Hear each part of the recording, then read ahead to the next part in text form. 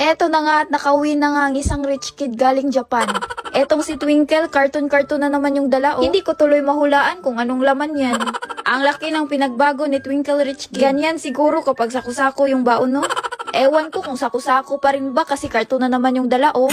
Sana all na lang. Medyo natagalan nga bago nakauwi ang isang rich kid. Ang dami daw kasing nakakami sa kanya kaya umuwi na lang daw siya. Eto na nga at bubuksan na nga niya kung ano yung laman ng karton. Pagkabukas nga, bakit hindi pera ang laman niyan, Twinkle? Asa na yung sakusakong baon mo? Abay, sobrang happy talaga ng rich kid. Paano ba naman kasi hindi na siya may stress? Mga perfume pala tong dala ni Twinkle. Yes po, perfume po ang dala ko. Meron pong sweet scent, Bubbly, pretty, charming, lovely, witty, at sexy. meron pong 7 na iba't ibang scent. Yan po ang perfume ng mga rich kid.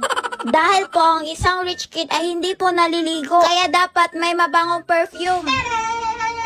Bago po ako pumapasok sa school, nililigo ko po ang perfume. Para hindi po halatang hindi naliligo. Ganun lang po ang teknik ng isang rich kid.